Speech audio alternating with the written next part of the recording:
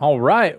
Welcome back, everybody, to This Week in JRPGs. We missed a couple weeks. Apologies. Weren't feeling super great. And of course, the 1 week we missed was the week where Switch 2 had its major blowout and it's ancient history now in internet times. But we're going to talk about it anyway. But yes, joining me once again is my buddy Jack. Jack, good to see you, my friend. Good to see you, buddy. Glad to be here. Yeah. Um, Yeah, before we jump into all the Switch news proper, I know you're playing something for review that you can't talk about, but is there anything else that you've been playing over the last couple of weeks that you've been enjoying, JRPG or otherwise? I have actually been getting a little bit back into Solasta. I don't know if you know about it. It's a No. CRPG, and I played the original version. I don't know 4 years ago or something on PC when it came out. But recently they've announced that Solasta 2 is coming up soon, hopefully this year, and looks like a very big upgrade. So I went back and looked at the game, and it had like 4 more DLCs on it. So I picked that up, and I've been chugging away at that in weird 30-minute increments between getting the new home set up and getting the review games going as well. So Yeah, yeah, no, that's and what I've been on. nice. And yeah, congrats, by the way. I know that it was an odyssey to get internet and all that stuff. So glad it all got sorted. And how have you been Thanks. enjoying? Is it has it been worth the move? Like, is it bigger than your last place? I haven't been there yet. Yeah, it is significantly larger, and we have a little bit more office space, which is nice. So I'm not quite so cramped as before. But the biggest thing is that the place is entirely redone on the inside. It's actually nice. We got to control the lighting, so now I don't have that janky ass overhead light that makes my head glow like I'm a Fed or something. Um, we have our own place finally instead of just borrowing from somebody else. Good. No, that's awesome. I look forward to doing that soon. My place is tiny. I mean, what you see in the background is essentially everything. It's so small. Yeah. But yeah, man, this summer I'm very excited to move as well. Um, but yeah, as far as what I've been playing, I unfortunately fell down the gotcha rabbit hole again. Every once in a while, I'll play one of those games and I'll just get really addicted to it. And this time it's been Wuthering Waves. Oh Uh, no, yeah, you're one of those guys now. You're a yeah, wooa. yeah. Yes, Wuwa as it's known. Yeah, no, it's literally Genshin Impact, but I feel like the combat is way more interesting. I feel like the character models and the visuals are better, and I'm like the game's not as big. Like I'm almost done with it actually, because it's only been out for like a year, um, and like their end caps for their stories are like incredible. Like their animations are like insane. Like they have these like mega epic like boss fights. So I've gone through I think about like 1.0, the 1.0 boss, and then a couple of others, and I'm on the last area now. But yeah, their production value is like impressive. I had never heard of the company Kuro Games, but these big Chinese developers just come out of nowhere, I guess, which is And you just know, print money, baby. yeah. Print money. Oh yeah, those waifus, they'll get you, you know. Um Well, like so as you're talking about that, that actually reminded me of one of my biggest happy surprises, but also disappointments in the JRPG world of recent years, which was Grand Blue Fantasy Relink. I didn't know anything going into that game. I know you were super pumped for it before it came out, and I was like, yeah, sure, I'll check it out. I'll ride the wave with Taylor. Why not? And I loved the end game of it, which you mm, kind of skipped. And I thought that the story was really, really just phoned in. I thought it was just nah. Didn't introduce you to any of the characters. You didn't care about any of them. The story itself and like the way that it went, it was boring. It was nothing. So my big question here is like, if Wuthering Waves, some unknown company, can produce this kind of incredible storytelling on a free game, then why, with 10 years and a whole studio behind them, a budget and a story behind them, and a manga and an anime and all that stuff, why couldn't Grand Blue give us a story? I It was so know disappointing to me. it was so basic. It was like, oh, Lyria got kidnapped and we got to save her. Like that was the story basically. Like I just saved you 12 hours. I am so impressed that you remember her name. Like I remember nothing about the story except for id. Yeah, Like that villain guy. I don't remember that the girl's name that like was controlling him. I don't remember her name. I don't remember very many characters. I know it's like Gran and Jita were like the two like protagonists that you could pick, and then there was Fairy, who is the character I play as most. That was like the fox girl that had the ghosts that she could throw out. Who did you play as, or who was your character? Eugen, the guy with the rifle. Yeah, look, Okay. anytime. I think just like, especially as I age, anytime I get the chance to play a crusty old motherfucker, I'm like, yeah, that's me. The guy who's sick of everybody else's shit and just shoots stuff. Yeah, that's the one. Nice. Yeah. I had a good time with that. Anyway, sorry, I totally got us off track. Let's jump into the things that matter most to you. No, you know what? We have no time limit, so we feel free to go off the rails. I don't really care at all. But yeah, no, I agree. And speaking of those gacha games, it seems like China is the only company that tries those big budget ones. Like, can you imagine if they made like World? I don't know. I'm making this up, but like World of Final Fantasy or Final Fantasy Universe, and they did a Final Fantasy game on the scale of like Genshin Impact, but you were like some nameless anime protagonist, but then you could slowly get the various Final Fantasy characters in gacha and just have this big mega connected thing instead of like a cheap mobile game, but it's this big open world action game. Like, I don't know. I feel like that would kill, but maybe I'm wrong. Don't give Square ideas for bad ways to monetize Final Fantasy. Like they're not good at this. They just aren't, right? They've tried so many of these live service things, and like every single one of them has just been trash. The best one that they made in terms of like it being an actual game was the Chocobo GT Racing, which was like a really good racing game, but then it was just shoveled over with shitty microtransactions and all of that other stuff, and it ruined the game. And then they I think it was like a year later that they had to like take the servers down, and like, well, that's what you get with a live service game. And with some things we accept that, like with mobile games, like we all know that eventually they're going to get shut off, and those are just going to go the way of the dodo, and so be it. That's fine. We understand that going in, but whenever we're paying full price for a game, which again is one of the big caveats here with the Chinese games, because they don't charge you, they're freemium games. Right. But if you're paying full price for a game and then later on the company just decides, well, it's offline, so all the people who bought Godfall or the 12 people or whoever bought Concord, or you know what I mean though, the people who bought Redfall and all of these live service games that die, that go off, Suicide Squad, right? That one's coming offline as well, isn't it? And like when you're paying full price for these games, but they have to continue to make money in order for you to keep playing them, that is already a broken model from the get-go. Yep. I'm really not a fan of it, and that's the kind of shit that Square would try to do if they tried to get into this space. They wouldn't follow the freemium model and actually just make a great game.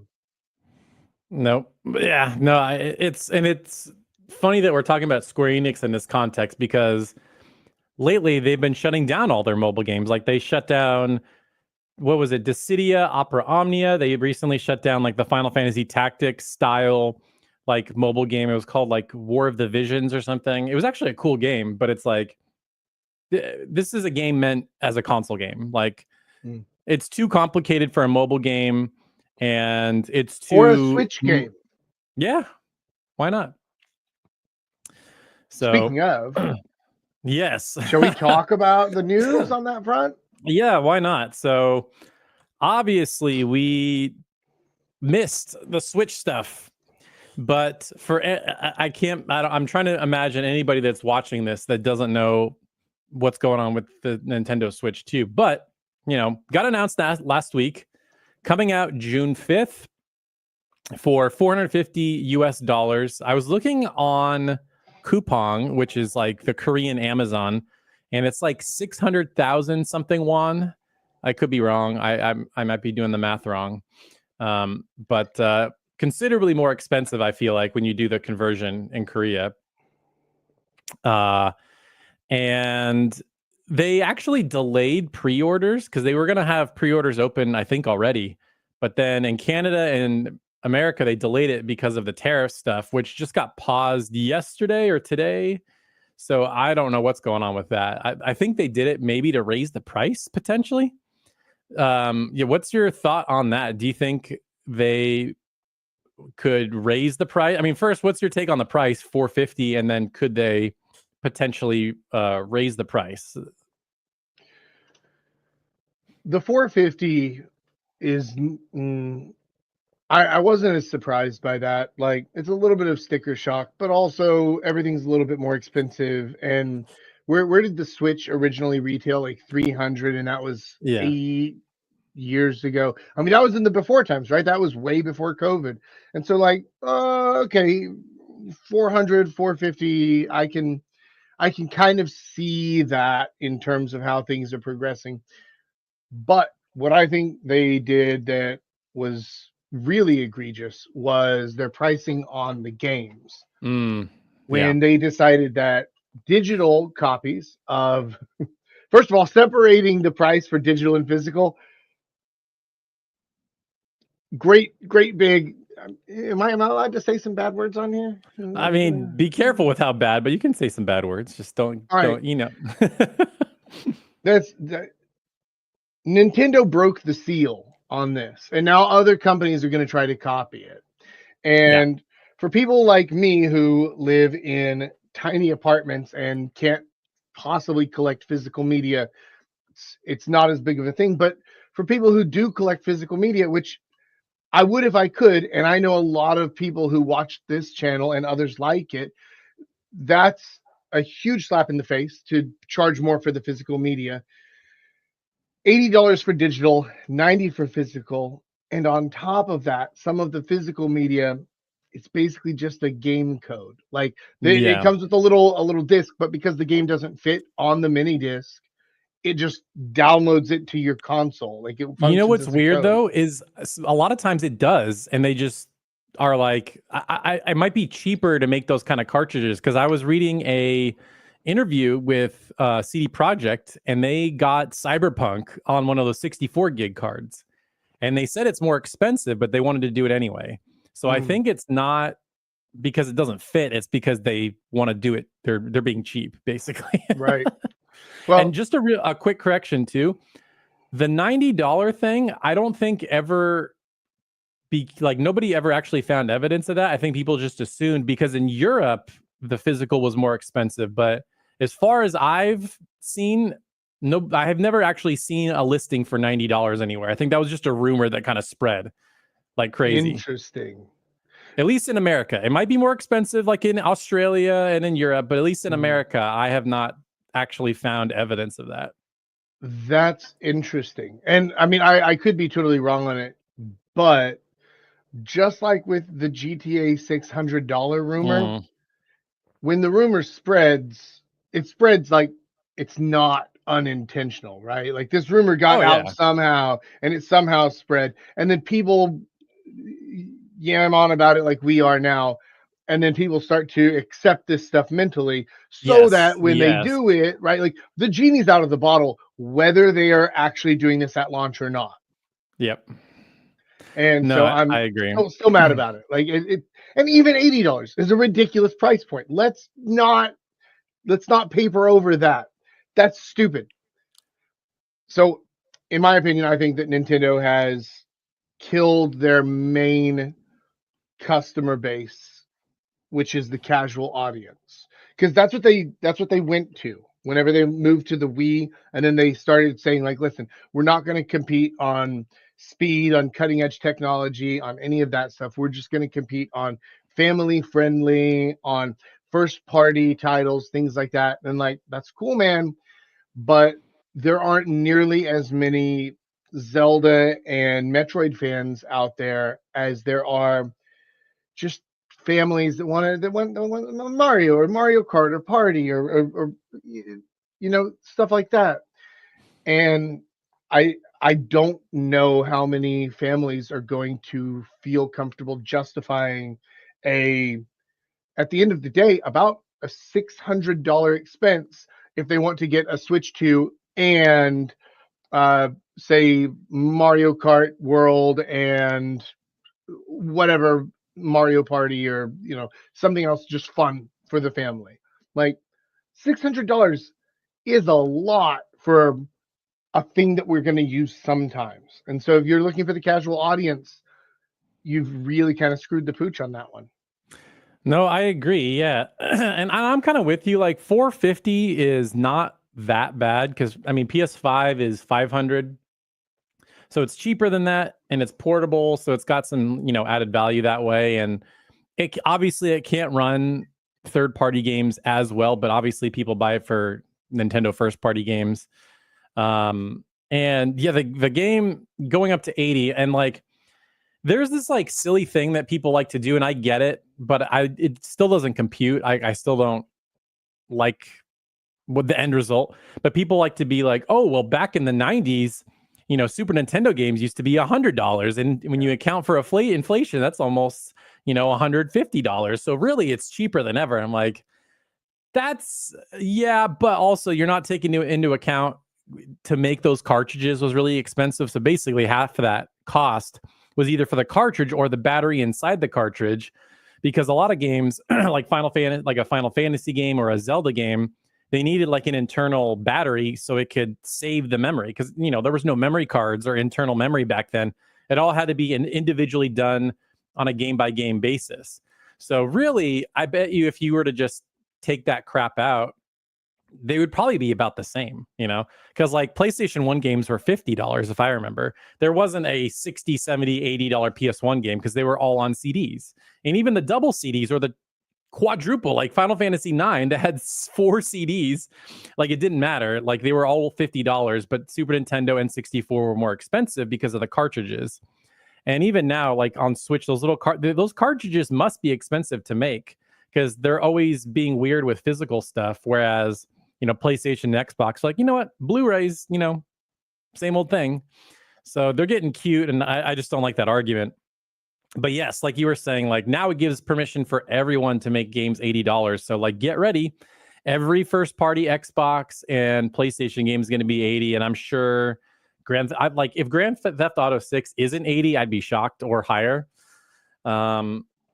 So yeah, this is an unfortunate new reality we're in, but now it's just, I guess we'll be even more picky day one, or just wait for sales. Or for us, we're kind of lucky. Most of the games, or some of the games we want, we've been getting review codes for, so we don't have to pay for. So I feel like I'm in a weird position, and same with you, because we kind of share review codes now. But yeah, I mean a little bit, but then by the same token, like the game that you are either reviewing now or going to be reviewing over the next week, like I'm still going to buy that anyway. Like, I was still going to buy that as it is, and like you may or may not buy the game that I'm reviewing based on my review, which that's how this works, isn't it? But I was going to buy this anyway, and so like a lot of these, we are getting some of the games that we want, but at the same time, we play more games probably than the average person. That's also true. My biggest concern on the price hike thing, though, is like what you mentioned earlier a second ago about it spreading. Yeah, so there's Zant says, I just won't buy new anymore. I think that that's going to be a really common sentiment if we just hit the $70 price hike last year, was it? I think it was at the start of PS5, but I feel like we're just now accepting it. Like, because at first it was like just first party games and maybe a couple here and there, but now it's just like, nah, everything's 70. Like Yumi, it was 70. I was surprised to hear that. Yeah. So we just recently had the $70 price hike, and people are still not happy with it, but they're kind of eventually accepting it. What I'm concerned about is if, say, Sony sees this and they say, now listen, if a Switch 2 is 450, do you think we can get away with 750 for the PS6? Or if they Oof. try to do some right, but like, doesn't that also sound like something that they might do? And then if they try to do this same shit and they say, like, well, listen, physical media is now $90, and they try to keep on pushing this forward, I think that actually, if they do this, and if Sony tries to play silly buggers with this as well, what they're going to end up doing is driving everybody into Xbox's arms, because, like, I have a subscription to Game Pass because I can play it on my computer. I can play it on my TV. I don't need a console, right? Like, my PS5 controller just hooks straight into the TV via Bluetooth, and I play Xbox games on there, first party games. They're released immediately. You don't pay any extra for them. And honestly, like, at $20 a month, it's like, if Sony starts doing stupid stuff as well, why wouldn't I just go there? Because most of the big games are eventually going to get released there anyway, except for your Spider-Man, your God of War, whatever. And, like, I think a lot of people are going to be looking at that low ticket subscription model and not needing a console at all and saying, do you know what? Yeah, right. Like, I can either have a subscription or I can buy a game and a half a year, right? Like, all right, then, a subscription it is. No, that's a really good point. And like, I know Xbox has kind of been taking a beating this generation. Like they're just losing like as far as actual boxes go, and like a lot of their first party games have not been as great as like Redfall and Hellblade 2 and all these games like weren't as good as people were hoping they would be. But Starfield, you know, all these different games. But what you're saying, like the value of Game Pass is like undeniable. Like Sure. there's so much value, especially if you're a casual gamer, because you know, like you said, it's like okay, well, I you could buy Mario Kart, or you can get 4 months of Game Pass, and there's basically unlimited games there, right? Yeah. So if I had a kid, I'd be like, I'd give him Game Pass immediately. Like Yeah. that would be an easy decision. Sure. And so I wonder, you know, I'm so curious, like I'm gonna throw a really nerdy term out there, but I'm really excited to see the macroeconomics of all this play out in like 5 to 7 years. Like, does Switch 2 not like obviously the hardcore fans will be there day one for Mario Kart and Donkey Kong and whatever. But I'm wondering, like, is it gonna do as gangbusters as Switch 2 does? But I don't think it's gonna, one, because of Mario Kart. And then there's really nothing else. Like, yeah, there's Donkey Kong, but it's not Donkey Kong's not Mario. And there's Metroid, but let's be real. Has never sold as well as people think it has. It's just not that big of a series. And so there's not a Zelda, there's not a Mario, there's not an Animal Crossing even announced. So it's like you know, enjoy your Mario Kart for a year. Oh, that's not true, Taylor. You can buy Breath of the Wild for Switch 2 for a mere $70 You for know, I an gotta 8-year-old game. Yep. I'm surprised they haven't discounted it. Now, to be fair, I've seen a lot of people dunking on Nintendo. They're like, well, they're charging $10 for an upgrade. I'm like, yeah, but Sony did that too. So it's like, if we're going to give Nintendo shit, we got to give PlayStation shit because they did the same thing. But what is nice, if you pay for their Nintendo online thing, you get the upgrade for free, which is nice, but you still have to pay for the game, which I think is important to take into account. We were talking about, I'm just never going to buy games day one. Nintendo infamously never discounts their games. So Yep. like unless you're really careful about like, you know, buy two get one free, or you're just mega patient, like you're probably never going to see these really expensive Nintendo games go on sale. That's just they don't play ball that way. But this one, you know, or not this one, sorry. So mid-range budget games, this is Alexander Arts. Mid-range budget games can do a lot for companies burned by big budget failures. And, speaking of JRPGs and stuff like that, the upcoming Expedition 33, that game's only $50, which I can't believe they're only charging $50 because I played 4 hours of that game. The production value is pretty incredible. It's super fun. And recently they said it takes about 30 hours to beat the game. Usually they inflate the playtime of their own games. So let's call it 20, 25. But still, for only $50, honestly, I think just to be supportive of these guys, I think I might buy, because there's a digital deluxe version for 70. I might just do that because it comes with like costumes and some weapons or something like that. But I genuinely think, like the space for, mid-range budget games or AA games, whatever you want to call it, that space has just been destroyed by free-to-play and AAA games. But I feel like there's room for that to come back. Like, do you think there's a possibility with how expensive things could be getting?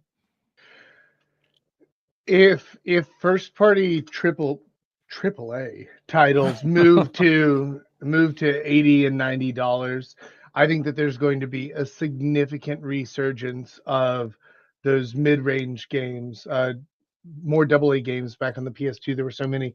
Yeah, exactly. I think that there's going to be a resurgence of those, because especially now that we've seen what people can put out and what quality people can put out for a fairly low budget. So if we look at something like Eternites, I know you and I enjoyed that way more than most people did, but whatever. Chained Echoes was another one that, like, this is a solo developer working on a shoestring budget and turned out to be one of my favorite games of that year. And if we can get more people putting out games like this, or kind of mid-range budget games, like, I don't know if you're at all into Atomfall that just released recently. And that's by I know of it. Yeah. right, and that's by the team that does the Sniper Elite games. And like, all of those games are also pretty, like, they're AA games. I think they might charge full price for them. I actually don't know. I played it on Game Pass. But point is that, like, there's a really good market there for these very solid 20 to 30 hour experiences, where not every game has to be Rebirth, right? Not every game has to be this grand sweeping epic adventure, where you can have this kind of more limited and smaller scope game that people just really enjoy and are willing to drop down 40, 50, even $60 for, when $60 is a discount price. Steam is full of these things, but a lot of them don't come to console. Right. No, yeah, Steam thrives on, like, right now there's this game called Schedule 1. I mean, the visuals, they look like they're using stock assets from like a game maker, but it's like mega popular. Like, basically, I think the game is like you're a drug dealer or something like that, and you're building up like your drug empire, but people are loving it. Apparently it's really popular, but I don't know if the consoles wouldn't allow a game like that because it's about like dealing drugs and stuff. I don't know, but yeah, no, exactly. And there's a lot of these like smaller scale games. Like Alexander Arts is killing it with the comments here, but he said like Konami bringing back Suikoden in the original style is a cool example of how it could work, because that game is not mega budget, but they added some things. They, like, updated the backgrounds, they added extra flares, they updated the menus, like these little things that really add up overall to a more impressive package. But yeah, you don't have, not everything has to be this $300 million blockbuster. And I feel like chasing that is a bad idea. And I think PlayStation needs to reevaluate what they're doing, because I feel like their biggest hit in the most recent couple of years was Astrobot, like a $60 platformer game. And it was like super fun, won tons of Game of the Year awards. I mean, I platinumed that game. It was so much fun. So I feel like we are in the middle of like, get your shit together, game industry, because you're about to get shaken up, and if you're not prepared, then you could just go under. I mean, look what's happening with Ubisoft. I mean, Tencent bought 25% of them, and they're essentially only keeping their big franchises. So, I mean, it genuinely wouldn't shock me if, something like that happened to Square. It's like we're Final Fantasy, Dragon Quest, and pick one more, like the HD 2D games, and like that's it. Which would make me sad because they're just sitting on a mountain of like incredible IP, but at some point you got to be choosy. Yeah, but everybody is, right? Like, so is Konami, and like, just imagine all of the stuff that like Embracer Group owns or owned. I know that they recently had to liquidate some of their stuff, but like all of this IP that's just like lost to the ether, but could easily, with a small dev team of say 20 to 30 really talented people, could make like a great AA game, a Deus Ex or a Tomb Raider or something like that. Where like, yeah, you give 20 or 30 really passionate people this project and say like, listen, you've got like $15 million and a couple of years. Let's see what you can make. They would make you something that probably made money, right? And that's the goal, right? And speaking of making money, right? Like Yumiya seems to be printing money for Gus, and Yeah. great. I loved the game, as you guys heard, but like, yeah, you're here. Square Enix needs to bring back Radiata Stories, Parasite Eve, Vagrant Story. Yeah, there's a lot of that stuff that could be brought out. I mean, hell, even Dino Crisis, right? Like, if you put out a $50 Dino Crisis 1 and 2 package, like what they've done with Suikoden, like, man, people would buy that. Even people who don't have nostalgia for it, because like, what, you can just run around and shoot dinosaurs? Sounds pretty fucking cool, right? It is, and it is. It is. It's a cool game. It's fun. And I wonder too if they could do a smaller scale remake, kind of like what they did with Resident Evil 3. That game, compared to the other Resident Evil remakes, was much smaller. And I don't know why, because they took stuff out. But like, those old Resident Evil Dino Crisis games are not that long. They're like 5 hours, maybe. So even if it's not like a full price, like it's like a $50 thing, but it still looks cool, like, why not? Yeah. I actually liked Resident Evil 3 the most out of all the remakes. Like, Oh, I thought it wow. was great. Interesting. Yeah, Okay. because I enjoy like a nice, tight, compact.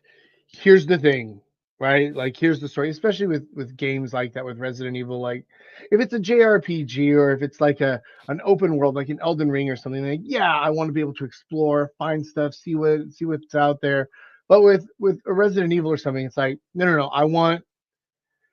I want to basically play the cinematic. I want you to surprise me when you mean to surprise me. I want you to scare me when you mean to scare me. I want you to make me cry when you mean to make me cry. Like, I want to be led on a leash down this hallway, but I want it to be really fun and compact.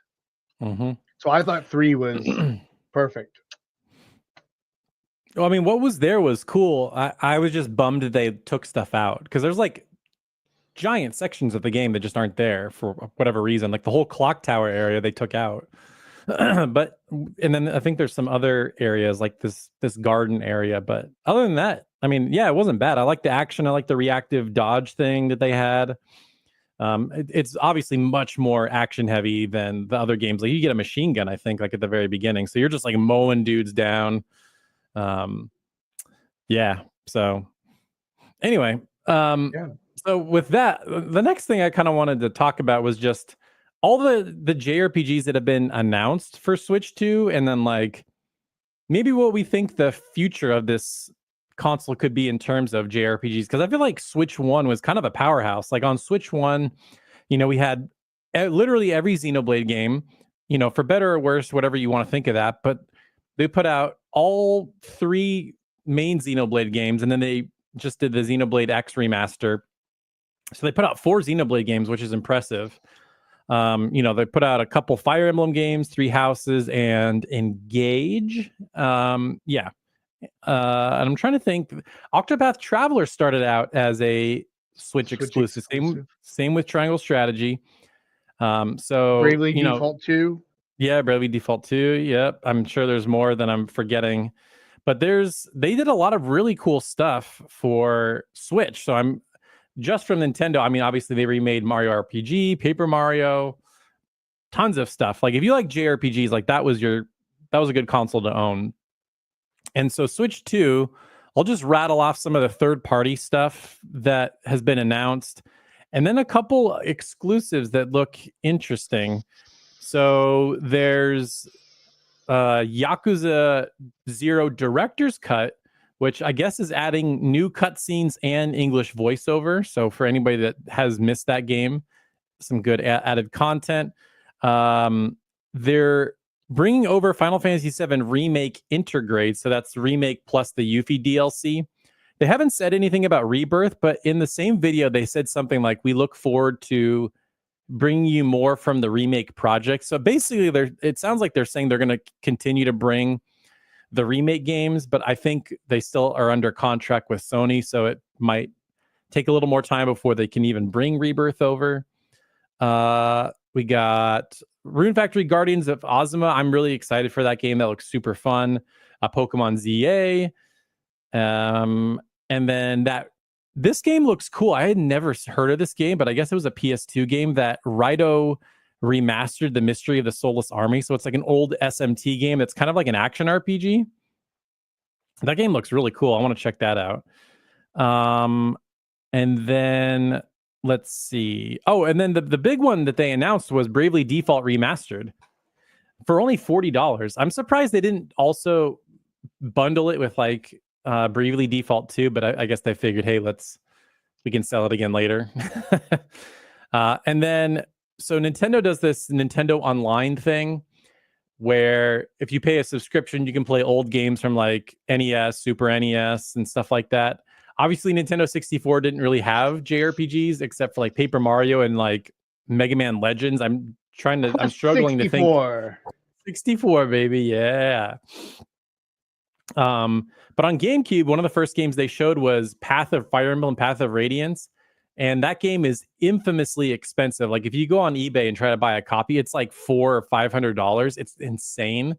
So a lot of people just resort to emulating because, like, who's going to pay that? So I'm glad that they're adding that game, so now people can pay it more affordably without having to emulate the game. You all right, buddy? You need a timeout? Yeah, I'm fine. I just needed to mute my mic for a second. We're good. No problem. Yeah, so really the only like new games are Bravely Default Remastered, and then they're bringing out Fire Emblem Path of Radiance, which I actually like that also because on the Nintendo Switch Online thing, you get a rewind feature, and especially in a strategy RPG, if you like mess up a turn, being able to rewind is really nice. So in a way, it's kind of remastered. But any thoughts on the JRPG lineup so far? Everything on that lineup, except for the Final Fantasy VII Remake, I assume is going to also be available on Switch 1. Yeah. There's no reason at all why they wouldn't also release Bravely Default Remastered on regular Switch. Same thing with the PS2 games and the GameCube games. And like, honestly, nothing here is making me say like, wow, I need to have a Switch 2. There's like not even close. It's like, hey man, how would you feel about playing a PS4 game from like 5 years ago? Nah, I can do that already, and upscaled too, because it's PS5, right? But you can take it with you to go. I mean, like, I can use remote play on my phone and hook my controller into that and just, click into it from anywhere. Like, shit. I honestly, like, the only thing that is going to sell me on the Switch 2 is the killer app. Is that you have to have the Switch 2 to play this game. I bought the Switch 1 because I wanted to play Octopath Traveler. And I played some other games while I was there, but like I bought it for that because I wanted to play Octopath Traveler. And I don't see anything on this list that is even coming close to touching that No, feeling. I'm the same way. Yeah, I mean, honestly, I feel like the launch lineup for the original Switch was much stronger than Switch 2. Like I know Switch 2 has a lot of third-party support, but again, like you said, these are all old games that we've played already, like Elden Ring and all these other games that they announced. Some that Kinitsugami game from Capcom. Basically just a bunch of games that they've announced already. But with Switch One, it was like day one, you're getting Zelda. Then a few, like not that long after, you're getting Mario Kart. Then in the fall, you're getting Mario Odyssey and then Xenoblade 2. Like the first like half a year for Switch One was like loaded. And now it's like there's really no exclusives. We got Mario Kart and we got Donkey Kong, but everything else is going to be on Switch One. So Yeah. I'm like, all right, I don't really need any of this right now. Like honestly, I could see myself waiting years until a bunch of RPGs pile up because like whatever Monolith works on next, if Square decides to make something exclusive to Switch 2 first for whatever reason, Various Day Life 2. Hell yeah, let's go. Various Day Life 2. What a mess that game is. JRPG Freak with the $10 dono. Thank you, JRPG Freak. I know. You get yourself a super chat. Hey, I think he's in your Discord too, if I'm not mistaken. He is. How you doing, brother? Good to see you. Yeah, good to see you, man. Appreciate the dono. Yeah. And basically, yeah, it just depends on what happens. But I just think, yeah, for a while, I'm gonna wait. And if it's a multi-platform game, I'm probably not gonna get it on Switch 2, even though I actually do enjoy playing things handheld mode. If that means I don't have to spend $450+ on a new machine, I can just play it on PS5. That's what I'm gonna do, or on PC even, because I can just play it on my Steam Deck. Like I already have. That's what I was gonna say. Is like the Switch One didn't have mobile competitors because even when the Switch One released, like phones couldn't really play games, at least not in the way that they can now. And so it had that market cornered. But now it's competition, especially in that $450 price range, is like, well, I could get a Switch 2 or I could get a Steam Deck OLED, and I already have like my Steam library of, if you have more than 3 games in your Steam library, it's already a way better deal than buying a Switch 2. And same thing if you want to buy like an Asus ROG Ally as well, like that's an even more powerful handheld thing that you can take with you. Plus, you have the ability to, run emulation on it. You can run third-party software on it. You can play with it and customize it a little bit more. I mean, you could even just run a Switch emulator on your Steam Deck. And like, right? So, not that I would do that or ever recommend that, but one theoretically could. And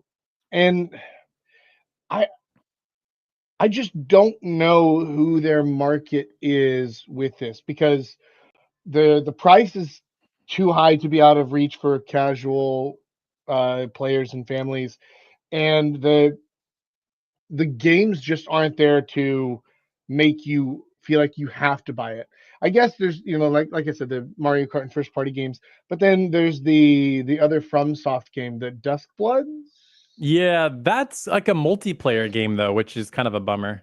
Yeah, I mean, I don't know. That's apparently the direction that they've decided to go, right? Because that's what they're doing with Night Rain as well. And yeah, I don't know, not my cup of tea. Doesn't matter. But as far as all of the other stuff, anything that's third party is almost certainly going to have a multi-platform release, if not at first, at least eventually. Because like now, I think that Triangle Strategy got pulled from the Nintendo store, but you can buy it on Steam. Yeah, it did. I think so. I think what happened was Nintendo published all those HD 2D games initially. So they pulled them from the stores and then re-uploaded them with Square Enix as the publisher. I think that's what happened. Not totally sure, but that would make sense. But yeah, I wonder why Square decided to do that. I wonder if they didn't have faith in the game, like, because you could just publish it yourself. Like, I don't get it, but or maybe Nintendo paid for it or something. I don't really understand, but It may have been a paid exclusivity contract, like let us do this, and then as part of the thing, they were like, and we'll take care of the publishing and the marketing and all that. And like, all right, maybe yeah. I don't know. I have no idea. But I feel like Square was trying to do that this last generation. It's like, okay, we'll play ball with Nintendo, and then we'll give PlayStation Final Fantasy. And I just don't know if that's worked for them, like this multi-platform approach, because they've even said that going forward they're going to try to release everything multi-platform. It just makes more sense. They can make more money that way. So I hope that's true, because Square Enix seems to never be happy with their sales results. So everything's always a disappointment. Yes, So it has sold below expectations, right? that's Like, right. okay, man. Nothing ever meets their expectations. It's Well, so sad. stop making $300 million games. Like, I appreciate them. I really do. Like, I loved Remake. I enjoyed Rebirth a lot. And like that's great. And I know that Dragon Quest 12 is going to be a multi-$100 million game. And for the massive titles, like I get it. I guess like keep on doing your thing because it is nice. It is nice that like Dragon Quest 11 was I sank I think like 150 hours or something into that game. And none of that was like grinding or repeating things. That was just like there was so much stuff there. That's wonderful. But also for most of the other stuff, like honestly, a game like the Trails games or like the Atelier games, where these are mid-budget games, right? These are going to have certainly under a $50 million budget, but they're going to make their money back quickly and easily so that you can just keep on pumping them out and producing them. You don't need to have completely fresh assets for every single entry. You can reuse the stuff that makes sense. And it's the same with like the Yakuza games. There's a reason that the Yakuza games, now they just print money for them, but like that they're able to pump those out every year or two, actually multiple a year sometimes. And like, yeah, because we can just reuse the same assets, right? And then they just have the writers do the writing thing, and then the coders do the coding thing, and great, it's perfect, and it works wonderfully for them, right? Like I don't know how into Yakuza, if any, are you? I dabble here and there, but I don't play every entry like you have, but I dabble and You're I follow Yakuza the. curious, Yes, there you go. right? Well, I think in 1 year, in like a 12-month time span, we got Yakuza Gaiden, which is basically the follow-up to Yakuza 6, what happened between 6 and 7. And we got Yakuza Ishin, and we got Infinite Wealth, all within a 12-month time frame. And like all three of them were just outstanding, superb games. All three of them at least made their money back and probably profit as well. And so like guys, there's something to be learned here, right? Just make the good things, but you don't have to spend a ton of money to do it. No, I totally agree. Like I feel like those mid-sized games or whatever, and I would almost consider Yakuza a AAA game because like the production values are pretty impressive still somehow. I don't know how they managed to do it while reusing assets, but it's like Yakuza, anything Falcom makes, like you said, with the Trails games and Ease games, and then even with like Atelier, like they reuse a lot of assets too, and they seem to pump those out pretty quick. So there's something to be said for that, and fans seem to not really mind. So if like you can save some money and get games out faster, like why not? Because now it's like we get like one Final Fantasy game a generation, like literally. It's like Final Fantasy 15, PS4, Final Fantasy 16, PS5, whatever 17, if that's what they call it, probably not come until PS6 unless they've been cooking behind the scenes, which I doubt. And so they're having to rely on remakes. Like we've got the 7 remakes, which are cool. I'm not going to complain about them, and potentially a 9 remake, which we'll get to in a second. But yeah, it's really sad to have grown up with these franchises and now they just take forever to make. where we used to get a handful a generation, and now we're lucky to get one. Yeah. So speaking of that, I do want to mention. Oh, before we move on to 9, I just want to quickly mention 2 weeks ago there was a OG Switch Direct, and they announced a couple JRPGs. So one of them we talked about was that Raito Kuzunoa game or whatever, Raito Remastered. They shadow dropped Saga Frontier 2 Remastered. So that game is available on everything. Dragon Quest 1 and 2 HD Remake. They showed gameplay of it, which looks cool, coming this year.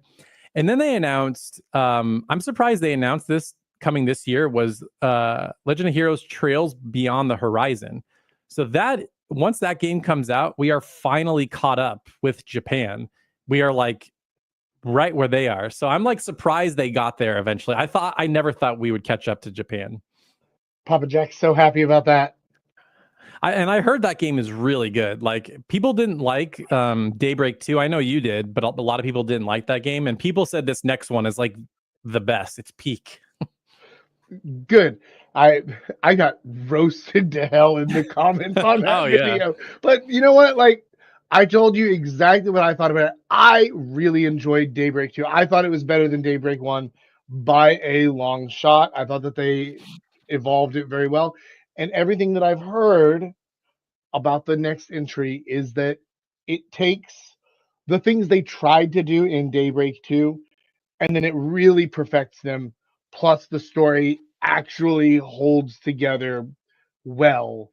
Because Daybreak 2 definitely felt like a little rickety towards the end, where like the wheels are almost falling off, and like it did get a little bit iffy towards the end story wise, but game was very good.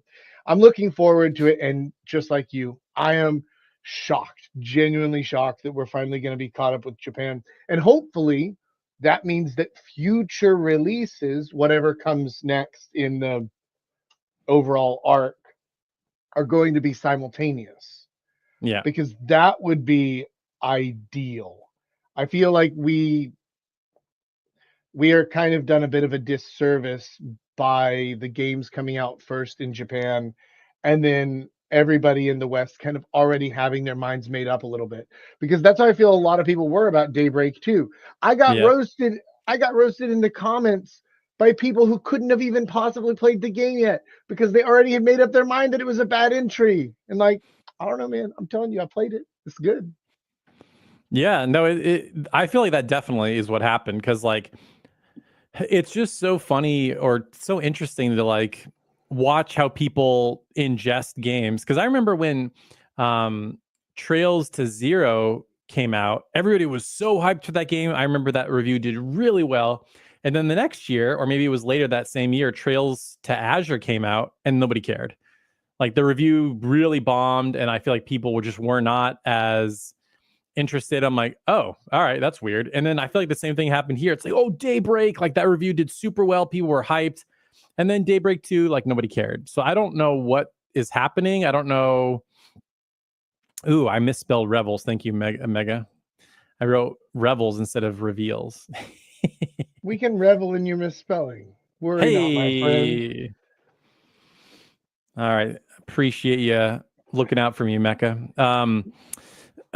But yeah, no, it's wild. I don't like the Trails games, but I'm glad for everyone that does, that they're getting caught up and they enjoy it. So good for you guys. Thanks. I'm more excited for. So I wonder if Falcom is starting to copy what Atlas does, because they have Ys 10 Nordics, and then they're doing a re-release called Proud Nordics, where they're like adding content. So they're doing like the re-release with added content thing. So Nordics I'm curious Royal. to play that. Yeah, exactly. I'm still waiting for the eventual Metaphor Royal Edition or whatever it's called. Give it another year and it'll come. Maybe by then I will have finally gotten around to playing that game. That one's been installed on my system since the day it came out, and I just haven't been able to get there yet. I don't know what it was. Like the structure on paper is exactly the same as Persona. Like you have like an end date to go do something in a dungeon. There's social links with your characters. There's a calendar system. But for whatever reason, I just didn't get into Metaphor. I played for about like 30 or 40 hours and I'm just like, I just don't care about any of the characters or anything that's happening. Like I just was not invested in it like I am with Persona. And I feel like the combat is like maybe better than Persona, but I don't know. That one just didn't click with me, which is surprising because I love Persona. Like I would say Persona is my favorite franchise right now. So I'm really surprised at how not into that game I was. That's interesting. I mean, I haven't played it yet, but that's how I felt about Shin Megami Tensei whenever I've tried to play those games, because I also love the Persona games, and every time I try to play any of the SMT games, I'm just like, huh, really glad that they stuck with the spin-off here. Like this is not fun. Yeah. No, and like maybe this is like my stupid monkey brain, but like they have social links, but there's no like romance aspect. So Mm. I'm wondering if like that has something to do with it. But also, I'm not gonna lie, I think the main character design is terrible. Like I can't stand the main character design for Metaphor. Maybe that was purposeful because in the in the story he's kind of like ostracized and people don't like him because he's from this like weird race that people don't like. So maybe that was purposeful, but um yeah, and then there's like a character that has like a third eye and like I don't know, I just didn't really care for any of the characters. They were all just kind of whatever to me. But At least he has a better character design than the kid from Ni no Kuni 2. To me, like that one always hey. stands out as just like the worst main character design possible. I'm just like, ah, I don't want to play as him. Let me play as the old guy instead. He's so much better. Oh yeah, the Oliver. Yeah, I mean Yeah. I mean, No, you're no, essentially Oliver. playing. Oliver was the first one, right? Yeah, oh, you're talking about the second one. I'm talking about Ni no Kuni Oh, 2. okay, got it. The Yeah, yeah, the yeah, the kid yeah. with the long Evan, blonde hair. yeah. Yeah, yeah, yeah. Yeah. Yeah, Roland Yeah. was so much cooler. So much better. Oliver was cool. Oliver was like was kind of a fun like blank slate stand-in, just kid, right? Yeah, But yeah, Roland exactly. was excellent, far better than Yeah, Evan. I liked him, especially at the beginning. Like the intro to that game is wild. Yeah, it was good. I like it. I did not expect that to be how that game started. I was like, okay, cool. This is where we're going. um, but anyway, yeah. So those were some reveals we missed. Stranger of Paradise main character design society. Hey, you leave me out of this, okay? You leave me out of this. Jack was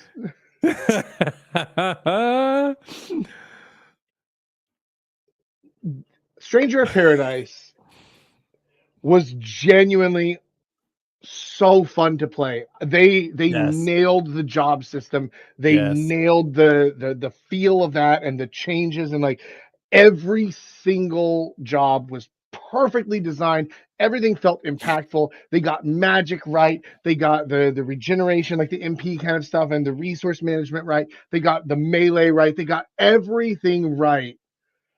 And they spent so much time and money on the game design that they forgot to hire a writer. It's unfortunate, but mistakes happen. Things slip through the cracks, I guess. I don't know. Yeah, the story, like he just wouldn't shut up about chaos and all this stuff. It was painful to go through the story. But you're right, the combat was mega fun. That game was a great time.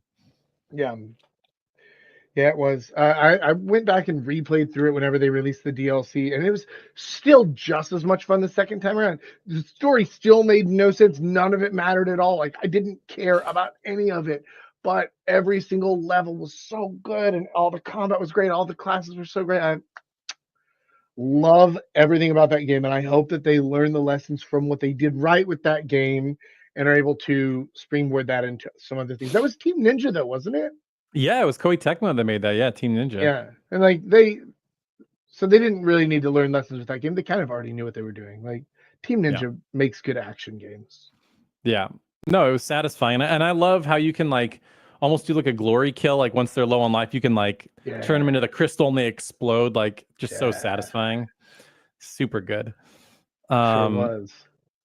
so speaking of Final Fantasy, recently Square Enix put up a website and a bunch of merch and a bunch of figures for Final Fantasy IX's 25th anniversary. So to celebrate Final Fantasy VII's 25th anniversary, I remember they did a live stream and they had a bunch of merch and you could buy music, but they also announced Crisis Core remastered. It was essentially a remake. Like it wasn't just, they didn't just upscale the visuals. Like they redid all the effects and all the character models. Like it looked really good. And then they did a reveal trailer for Rebirth. So this year, do you think that this is finally the time, Jack? Are we getting a Final Fantasy IX remake, or are they just yanking our chain? What do you think's gonna happen here?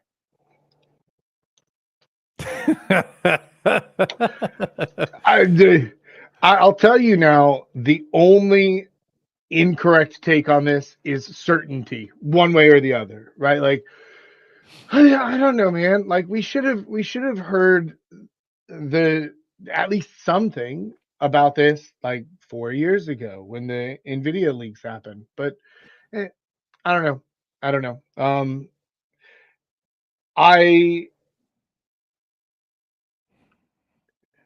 in my mind, 90% chance that this is actually happening. 60% chance that we hear something about it this year. 20% chance that we get a release before holiday 2025.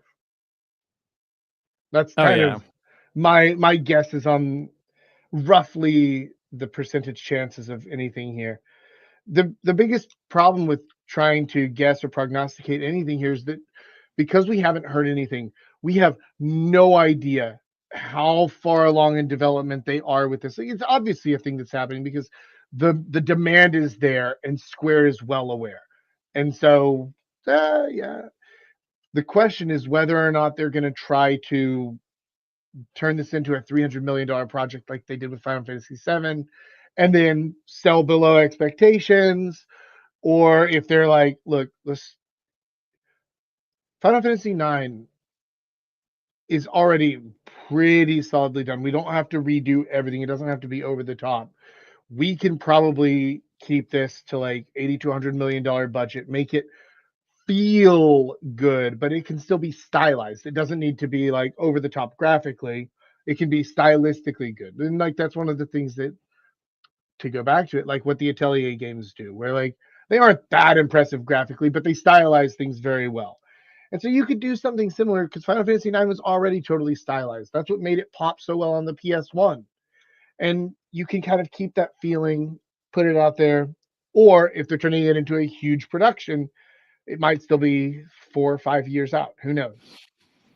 I really hope they don't do what they did with 7 Remake, because 7 Remake is not really a remake. I mean, it is and it isn't a remake. It's almost a sequel for anybody that knows what's actually happening with those games. Yeah. I hope this is just a straight remake with like a visual overhaul and like maybe tweak the combat, because like to me that was always the most boring part about the game. Is like it was just the turn-based combat got a little stale, and I've been beating this drum for a while. Like you got to do something unique with turn-based combat to make it fun. So I hope they add something.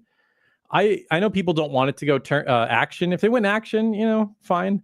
But I hope they, just for the sake of keeping it in the spirit of the original game, that they do make it turn-based.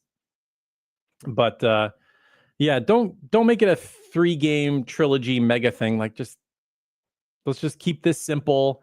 Charge full price. That's totally fine, because I'm sure it's going to be worth it with the scale and how much is going to be in the game. But it doesn't need to be crazy.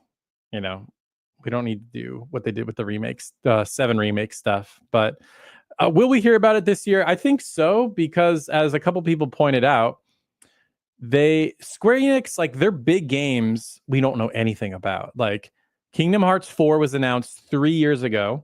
Haven't seen anything. Haven't seen anything for Dragon Quest 12. They literally have a logo for that game. Don't know anything about what even the next remake game is called, let alone when it's coming out. And then with this, it hasn't even been announced, but everybody knows it's real. We all know. And then of course there's the fabled Final Fantasy Tactics remastered. So Square Enix has got to talk at some point. You know, Summer Game Fest is around the corner. There's been rumors of a Sony State of Play or a showcase. So I don't know. Do you think Square could potentially like have a big blowout this summer with some announcements, or what do you think they're doing? I think you sit on a throne of lies and disappointment, my friend. Listen, like Square has already come out and said like we're gonna pull away from the mid-budget second tier stuff and we're just gonna focus on our main games. And like Final Fantasy IX remake is probably gonna get in there, but a Tactics remaster, I I think you might be smoking that hopium a little bit too much, my friend. It was on the Nvidia leak. That's the only reason I say it. It was on the Yeah, Nvidia leak. I get that, but also like, uh, who's the market for that, right? This a couple of weeks ago we were talking about like the Chrono Trigger and like are they going to do a remaster or a remake? And it's like who's your market? Who's your market for that? And same thing with the Final Fantasy Tactics because they release a version of it for mobile, Yeah, but nobody wants to play that game on mobile. But they right? did. Right, but okay. So, but they have a direct comparison to like if we've released this on mobile and we've released other things on mobile because they've also released like Final Fantasy 5 and 6 on mobile, and they released I think maybe like Some Dragon a Quest version of 7 and some games. Dragon Quest Yeah. games, yeah, some things like that. So they have games that have been released on mobile, and then like they can kind of see. I know it's not exactly apples to apples, but they can kind of see where the demand is for this game. I I don't think that there's enough demand to justify, honestly, because like the Nvidia leaks for 4 years ago, if you're telling me that this remaster has been in development for more than 4 years, that is way too much budget for what the demand for this game seems to be. At least that's my totally uninformed take on this. I have no idea what their internal numbers look like. No, I mean, and it could be one of those things. I don't know how that Nvidia system works. I don't know if it's literally just, hey, any games you think you might be making, put down. I genuinely don't know how that system works. So I don't know if it's been in active development, but maybe just the pre-planning phase or whatever. But I mean, you're not wrong. I feel like that game in their wildest expectations tops out at maybe 2 million, but I think more conservatively like a million. I think 2 million is like a lot to ask for. And the only reason I say that, like if you look at like the Dragon Quest 3 remake, like that game sold a couple million copies, and it's a pretty straightforward old JRPG, but people have been clamoring for tactics for a long time. And like, I think Fire Emblem has really grown the strategy RPG audience. But you're right. I mean, that's a pretty limited audience. Like, it's not like 10 million people are going to buy that. But I think a million people. I think that's to cap out at like a million. I don't think that's too high to ask for. When Final Fantasy 16 gets what 3.5? Yeah, but again, this is the reason it didn't get that is because people want more stuff like that. Nostalgia is a hell of a drug. People are. It is. And like I could be completely in the wrong here. It's totally possible, but my estimate on sales for a game like that would be significantly lower. Like think around 200 to 250,000 would be my kind of guess on like these are. And if you're not sure, then like, well, let's think about like what were the sales numbers like for Tactics Ogre, which Mm, same style of game, same like. So if you're gonna do like, well, it's retro, well, it's a strategy game, well, it's this visual style, like, okay, cool, that's all the same. The only difference is that Final Fantasy Tactics was more popular than Tactics Ogre yes. Yeah. 25 years ago. Okay, so that's again though, like, where do you think the numbers for Tactics Ogre were? Because I'm guessing that one was probably around 100 to 150,000. That's true. I don't think that game sold super well, but to be fair, I think a couple things. One, you're right. It's not as popular as Final Fantasy Tactics. And two, that was kind of that weird time window when Square Enix just kind of like barfed out all their games at the same time. It was like Valkyrie Elysium and Star Ocean and Diofield Chronicle. And it was just one Yeah. after the other. It's like, hold on, I can't hold all these RPGs, you know? Yeah. So you're probably not wrong though. And also they kind of messed with that game and like didn't let you grind, but you're not wrong. I bet you your numbers are probably dead on, like no more than 200,000. Yeah. I'm just like, again, this is not a thing that I pay terribly close attention to. I don't know the numbers. I'm just ballparking out of my head. So again, I could be completely wrong on this. But yeah, that would be my general guess on what to expect from it. And so to that point, I don't know if Square would have the budget to spare for Tactics Remaster. I'm just not sure. I don't. You're totally right. So I'm trying to get some numbers just so we have Unless maybe something they to. could get it out in time for like the Switch 2 release, because then you could get like some decent chunk of people on like the release window lineup when there's just not much else. But that doesn't seem to be a thing because Switch 2 is set to release what, in the summertime? June 5th. Yeah. Yeah, So in the June, summer. right. So like they would have said something by now if they were going to release it in 2 months. Yeah. So just for some context, so who knows what this means for the overall sales, but these are the only numbers I could find. So Tactics Ogre in Japan, its first week in Japan sold about 60,000 copies physically. So Japan Okay. tracks down to the the single digit of sales. So it sold about 60,000 week one in Japan physically. So who knows digitally, who knows the rest of the world, but that's, That you know, is higher than I expected. So that actually means that like my numbers were too low on that for sure.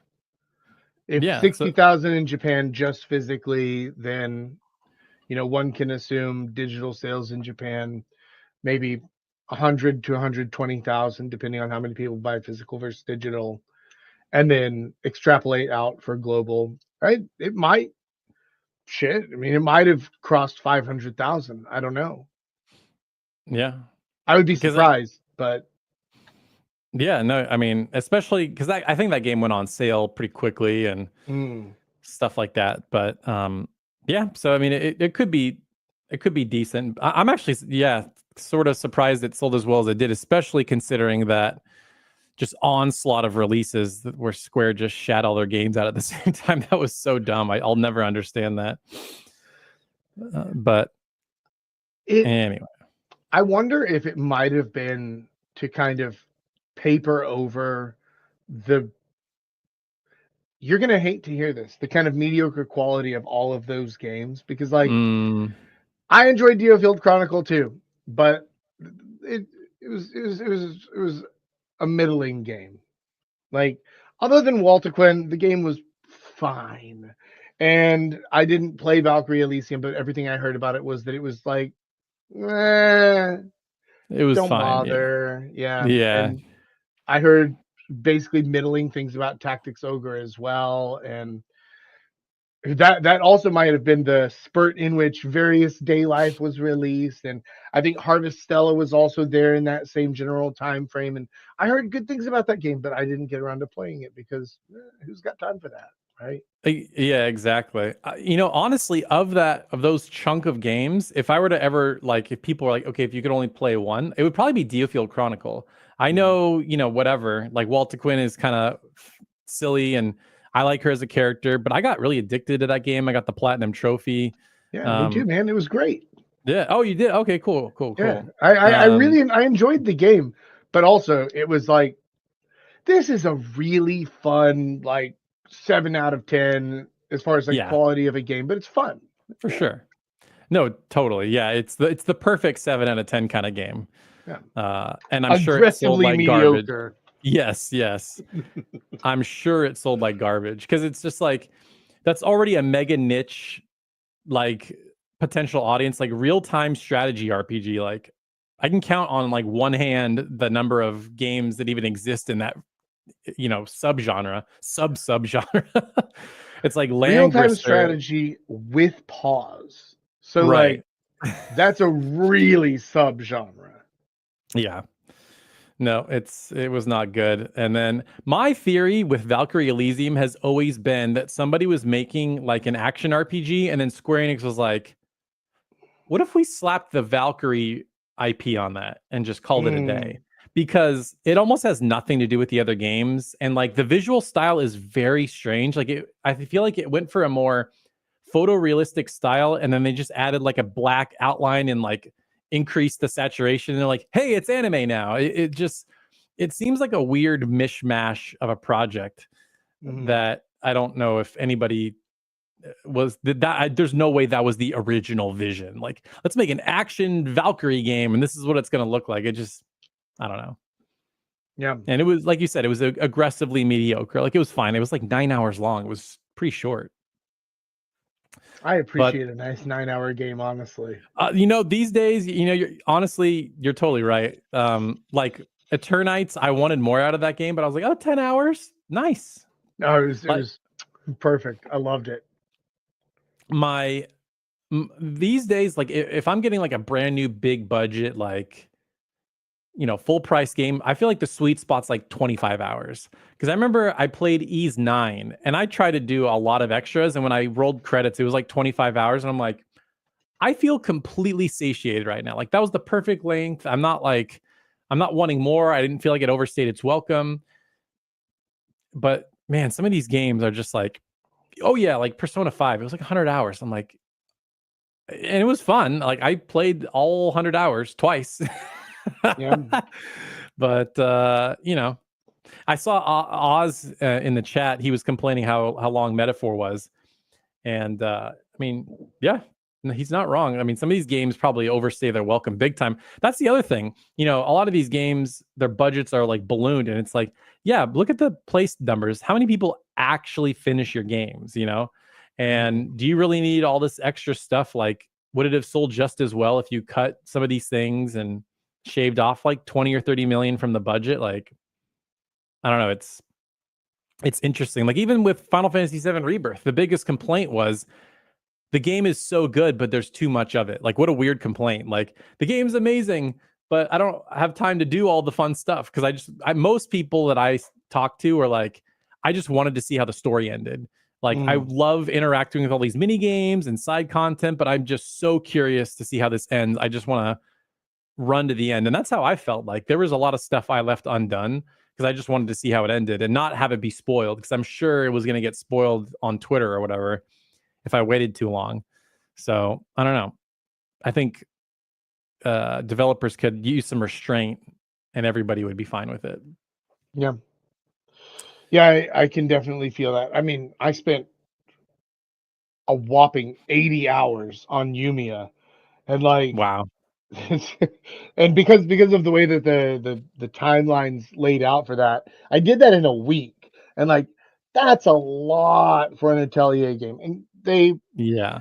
Rise of 3 was the same kind of like big open world style, but it was a lot emptier. They definitely improved it for Yumia, but it was still just like we could have reduced the scope by about 30% and it would have felt just as good, and we could have still had like as much stuff and just reduce the amount of time it takes. But I get that like for a lot of the game makers, especially, if you're vying for a $70 price point, there are going to be a lot of people who are buying this based on like how many hours per dollar am I going to get out of this thing? And that's a fair question, right?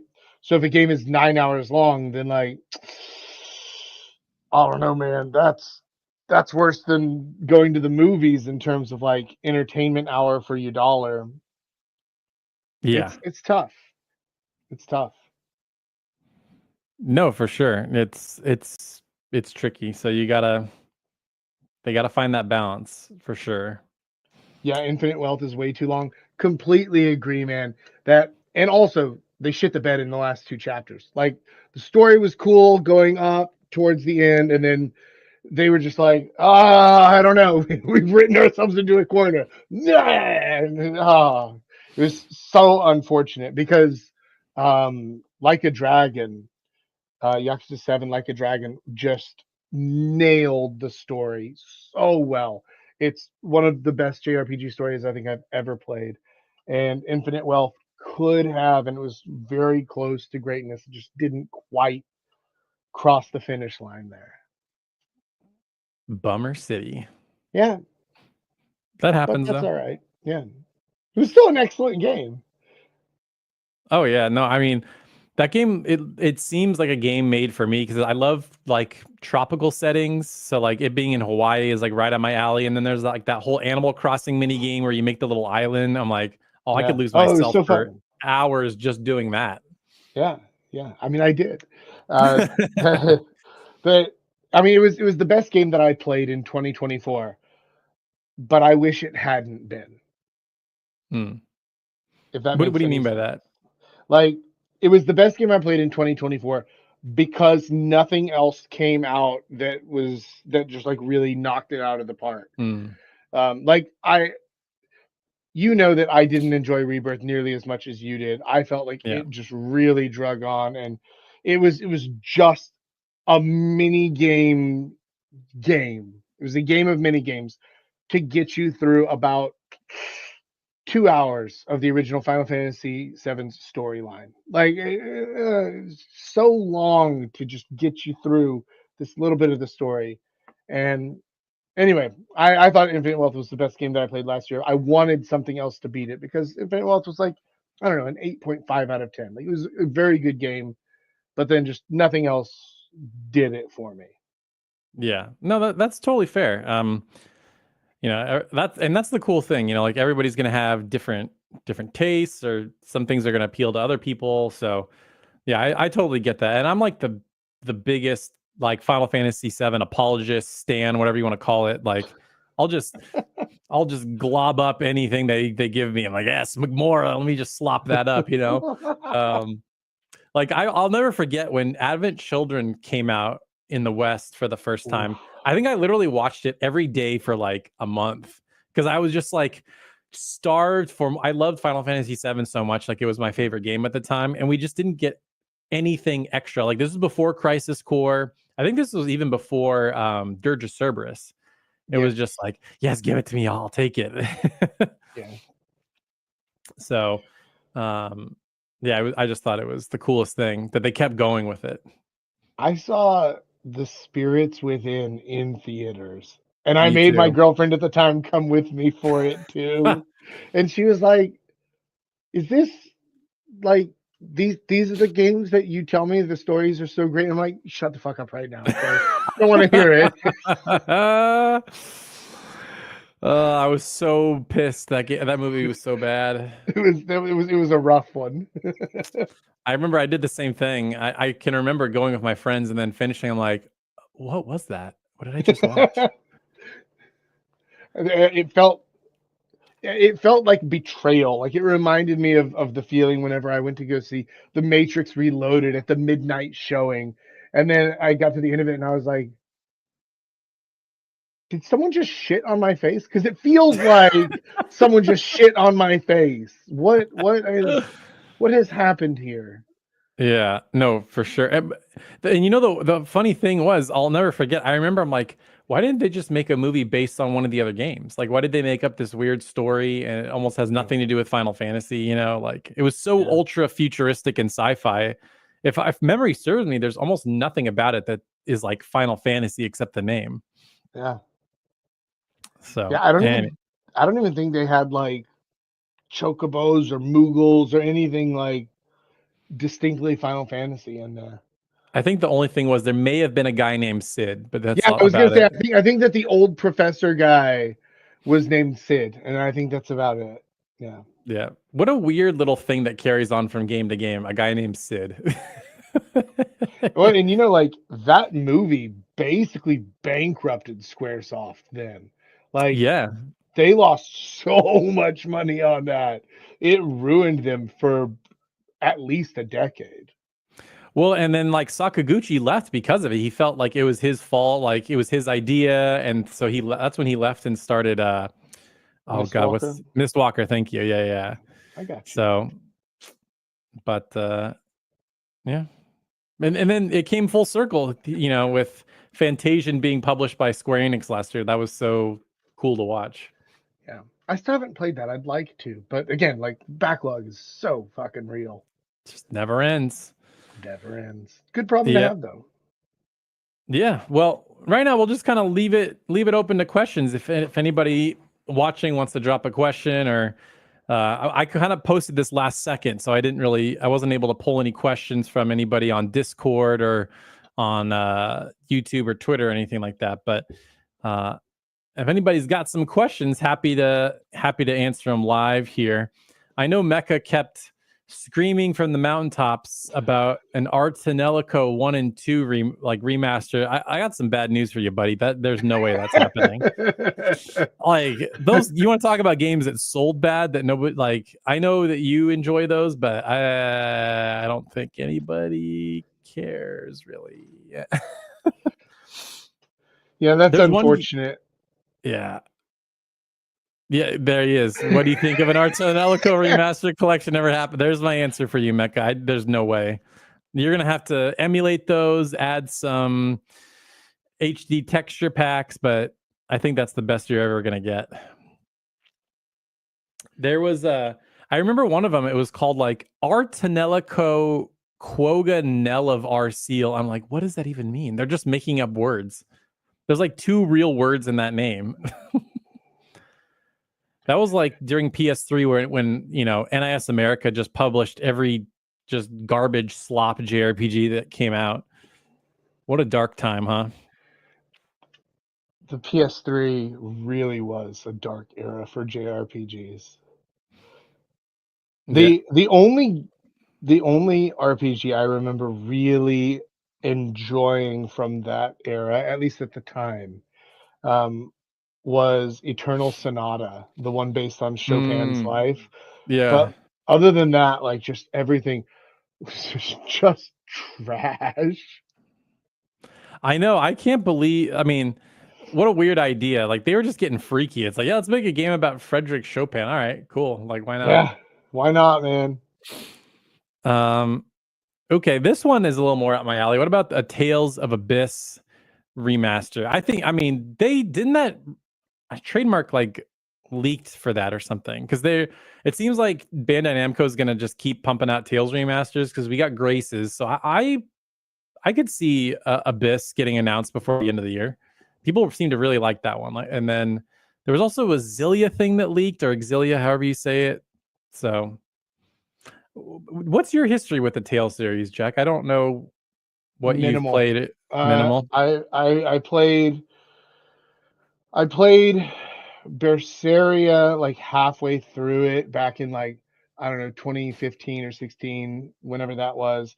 I played through Tales of Arise and really really liked it. Mhm. And then I've picked up a couple of the remasters that I mean to play, but then I just haven't yet. Yeah. It skipped or it flew under my radar for way too long, and then now it's really hard to go back and play them because I just don't have time. Yep. No, it's that is you said it before, and like at first I was like, Jack's exaggerating, but like literally if you had nothing to do all day and you literally just played games all day, you can't play everything. You have to pick and choose, which sucks because there's just games that fall through the cracks that I'm like, oh, you're gone by. Like I'm never gonna play them. Yeah.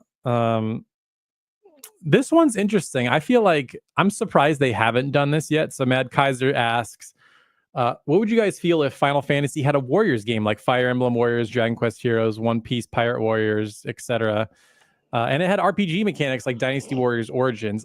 I'm surprised they haven't done this yet. Like if you want to talk about a series that is like ready made for a Warriors game, it would be Final Fantasy. But they've done everything but. Like they've done music rhythm games, they've done fighting games with Dissidia. Like they just keep trying with Dissidia and it never seems to land. I feel like, hey, just give it to Koei Tecmo. It'll sell a couple million copies and it'll be done with it. But I think they should do that. I think I would have a lot of fun with that. Are you into Warriors games? Have you played any like Warriors games? I've tried a couple of them, and I usually get bored of them after like 30 minutes or so. But one big caveat here: if you let me play a Warriors game as Lightning, now we're talking. Now I'm in. That's gonna sell me on it. Oh yeah, I don't know. no. It could be a lot of fun.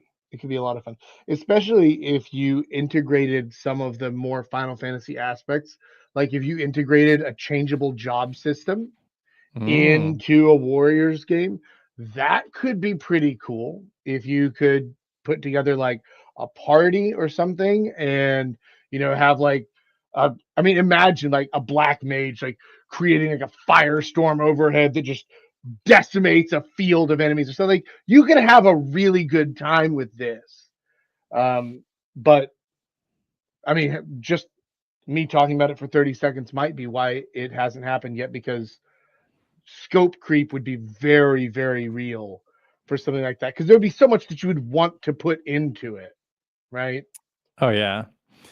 No, for sure. I mean, I really like because I played Dynasty Warriors Origins. The combat was cool. I mean, it's a Warriors game, but I like what they did. They kind of had this like world map thing where you would walk around like a JRPG style world map, and then there would be like little battles you could pick and choose, or you could upgrade your gear. So that would be fun as Final Fantasy. Like maybe they make some generic, protagonist that you start as, but then as the game goes on, you like can recruit different characters from the various games. I'm with you. I think my main would probably be Lightning, because I think in that style of game, she would be really fun. She would be great, man. She would be Oh great. yeah. So I with all the Warriors games of all the IP, I'm so surprised they still have never done, because they did freaking Persona 5 Strikers. They did a Persona Warriors game, for crying out loud, and they haven't done Final Fantasy. So I don't know. Maybe Persona Square 5 is. Strikers was a really good like Warriors game, but it melded with the Persona uh, combat system and style and all of that stuff too. So it was really good. They've even put in Atelier characters into the Warriors games. Oh yeah, they have like this free to play game going on right now called like Warriors Abyss or something, and they just added Sophie, Ryza, and Yumiya for free. There you So go. it's like a roguelike kind of Warriors game. But like I've seen people play it. Like at the end of the game, literally it's just numbers covering the screen. Like you can't even see what's happening. But yeah, no, that I would be down for that. Oh, it's not free. It's $25. Okay, my bad, Kaiser. I thought it was like a free to play thing. Because they added the Atelier girls, and then they have like swimsuit costume DLC. So I just assumed it was a free to play thing. But yeah. Let's see. What am I looking for? There was another question. Ooh, okay. I actually kind of like this. So One Piece Odyssey was a good turn-based RPG based off a long-running shonen. What would you guys say about a Naruto game? Naruto just missed me because like I graduated. I want to say Naruto came out right after I graduated high school, and I kind of stopped watching anime. So Naruto, unfortunately, was in that little tiny window that I just missed it. But I mean, from what I've seen, there's a million characters, so they could easily do a Naruto Warriors or Naruto Shonen Odyssey. Ninjas or whatever they call it. Yeah, whatever you want to. Oh, sorry. Yeah, he's talking about a turn-based RPG. That would even be cool. Like that would be super fun. Yeah. And since I don't know the story very well, it'd be a fun way to get to know those characters. But yeah, what do you think? Do you think they could do a turn-based Naruto game?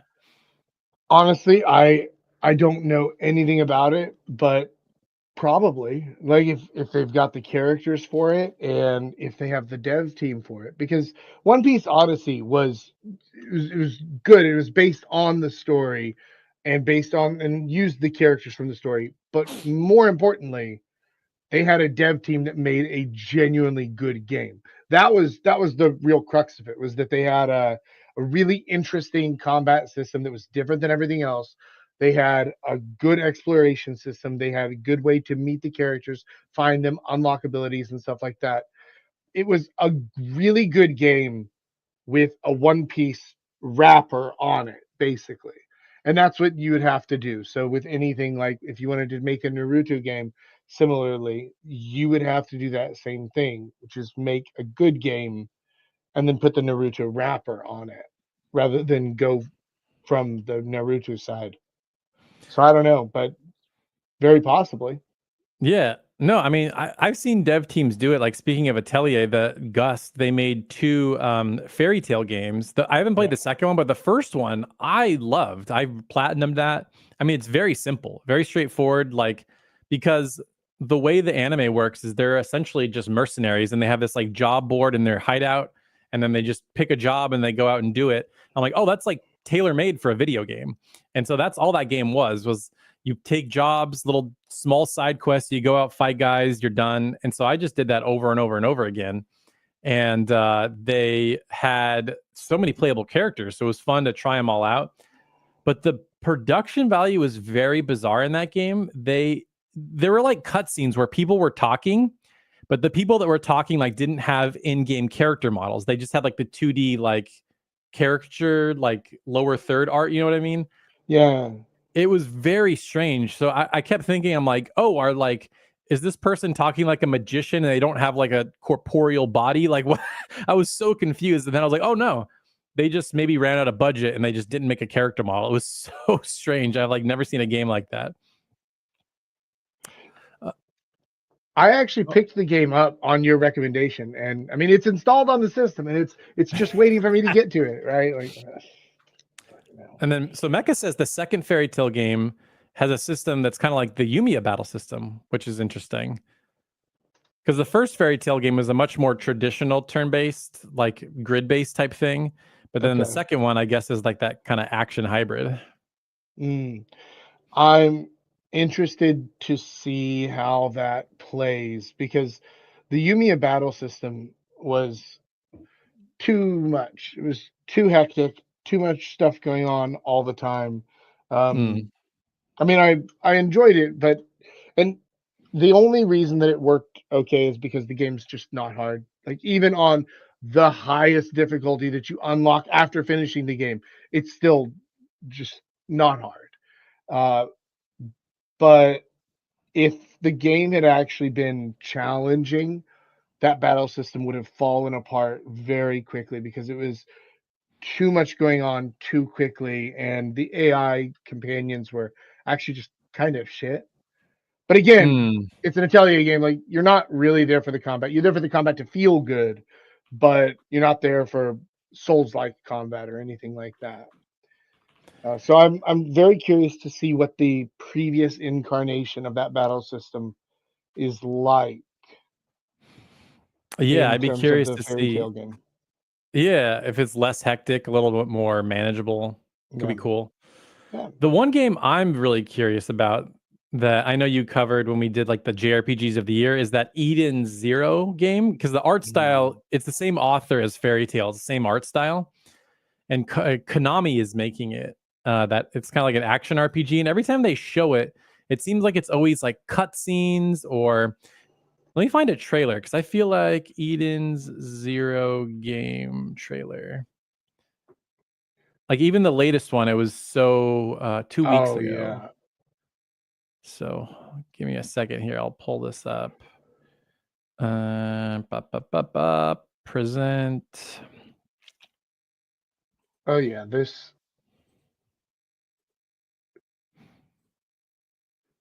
Okay. So let me take this banner down just so we can see what it is. So I'll turn this. The sound was really loud last time I played a trailer, so I'll just turn this down a little bit. But it looks cool. But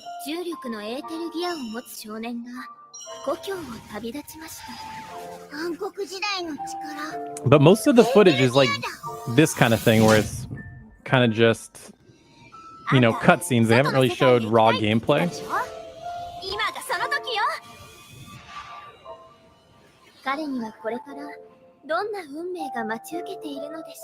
There's a guy in our Discord named Josiah Taku. He loves Fairy Tail and this stuff, so I know he'll be hyped. A darker fairy tale. Okay. To me, other than no gameplay, the biggest question mark that I have over this one is that it's Konami in-house development. And exactly. I don't know what that's actually going to be like. They're a little out of practice.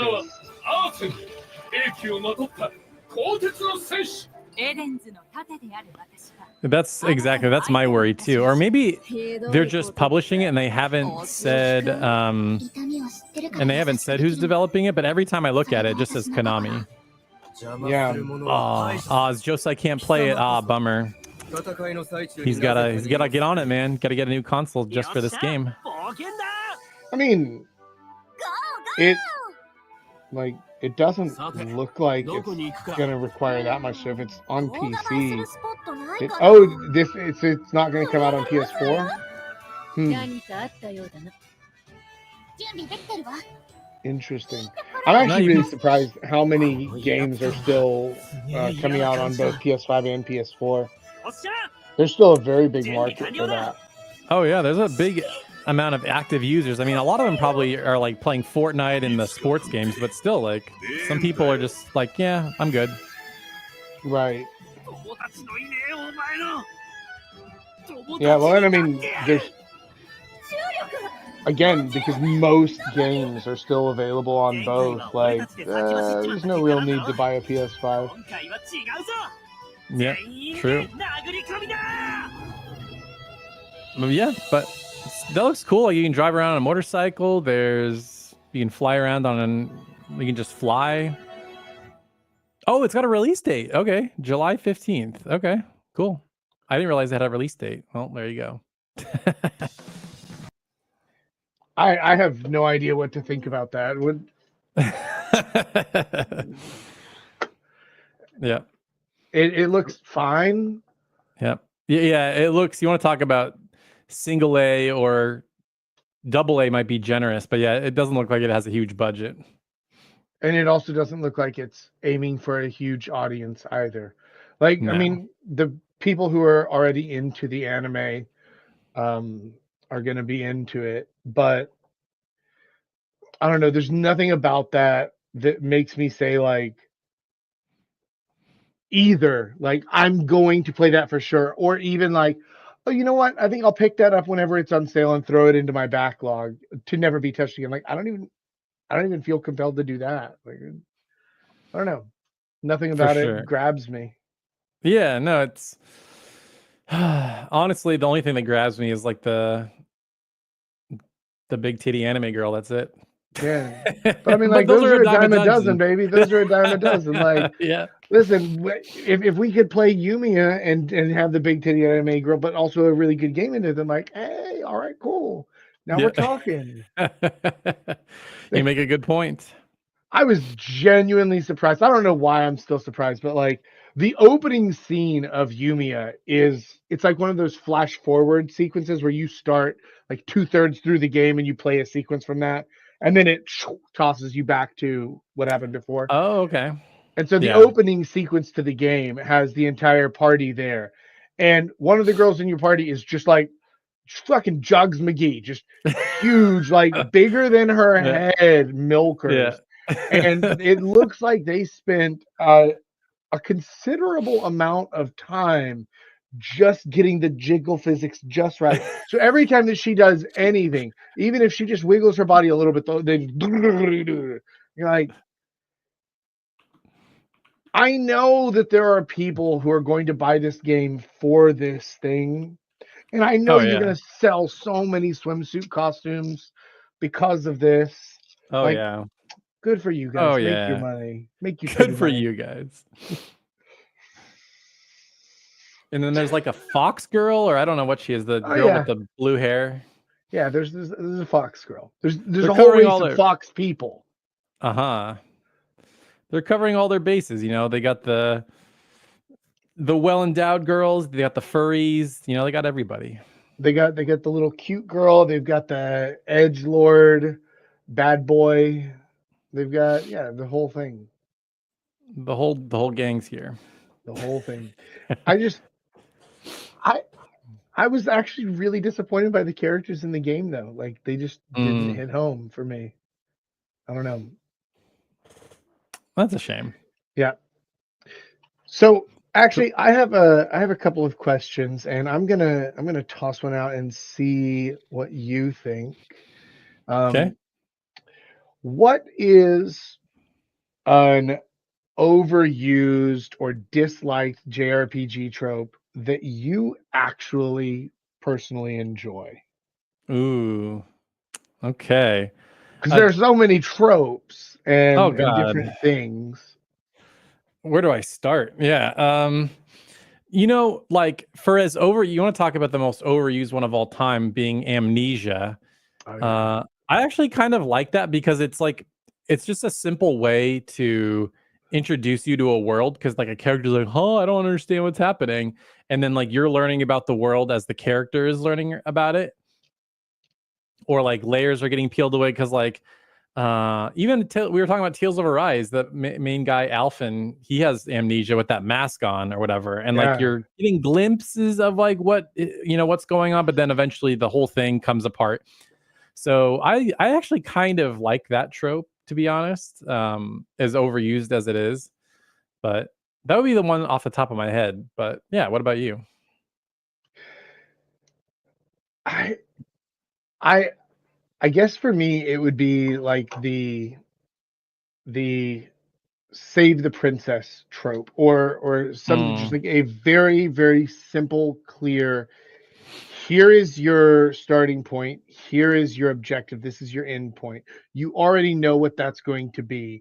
And then like throughout the way you meander, you find things, you meet people, you do all this stuff on this journey, but you know where you're going the whole time rather than so like the more like the Dragon Quest 11 version of storytelling, as opposed to like the Final Fantasy 7 version of storytelling, where your objective is constantly changing the more you learn about what's going on and like the story unfolds and all of this stuff. I kind of like the direct. I know what I'm doing, and it doesn't take a lot of deep thinking or understanding to get there. I have a clear picture of what's going on. I've a lot of games, especially recently, I feel like they try to create these more intricate and deep plots that are like Yoko Taro ripoffs or something like that. And it's like you could do that, or just fucking save the princess, or like defeat the bad guy, and like let's keep it simple. And we can do all the fun stuff in the middle, but this helps me to kind of stay focused and understand what's going on, especially if you can only play in like 30-minute or 1 hour chunks, and then you come back a few days later and you're like, what's going on again? Oh, why are we doing this? Wait, who's this person? What's going on? If you already know what the end goal is, it kind of keeps you on that path. So even if you forget who the characters are, you're like, well, we're all going the same direction. Let's go. yeah, no, exactly. That there's something to be said for that. Like not exactly a JRPG, not a JRPG at all, really, but like think like Breath of the Wild. Like you can go fight Ganon at the beginning, but like your Yeah. gear is garbage, you're gonna get just destroyed. But that's the goal. You know, the goal from the very beginning is okay. Princess Zelda it has being held captive by Ganon. It's like, oh, okay, cool. At least I know what I'm supposed to do. Yeah. So I appreciate that. Yeah. I'm a big fan of that type of storytelling where where the story, like the overarching story, doesn't have to be that intricate or complex or anything.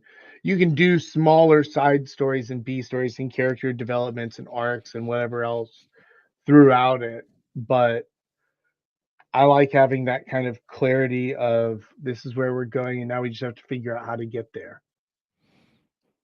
No, for sure. And I think it's good, like you said, it's good for the audience because like sometimes you can get lost in the sauce of like, yeah, like what's happening in a game. Like if there's too many characters or your story gets too far up its own ass, and then you're just like, what's happening? Like I know Oz is kind of dunking on Tales of Arise.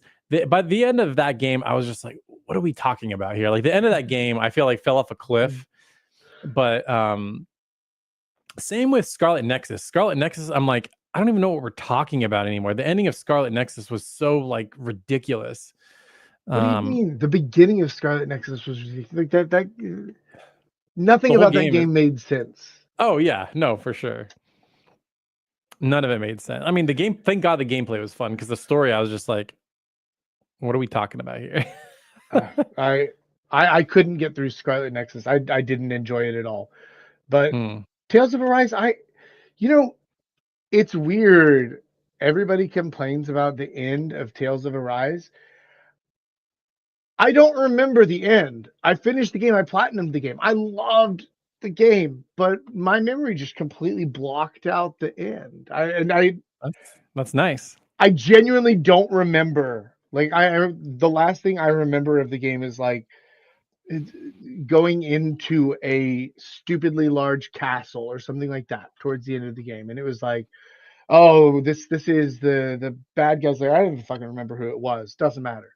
I enjoyed the gameplay of Tales of Arise a ton. I enjoyed playing as the different characters. I enjoyed the combat a lot. The story was really, really forgettable. I mean, obviously, right? Yeah. Like, I don't know, man. It it has some cool ideas. Like I remember there were some moments where I was like, "Whoa, they went there." Like they did some wild stuff, but then for the most part, it's just like, yeah, it's fine. Yeah, But the combat's sick. I love the combat in that game and the exploring. Like both of those yeah, things are just so much fun. yeah. I felt the same way. And again, though, like I don't have a reference point because I didn't play the other Tales of games. I played, Oh, like I okay. said, I played like half of Berseria, and that was it. And I haven't played any of the others, so I have no comparison here. I just picked up Arise and I really enjoyed it. I liked the art style, I liked the characters, and I liked the different combat styles each of them had.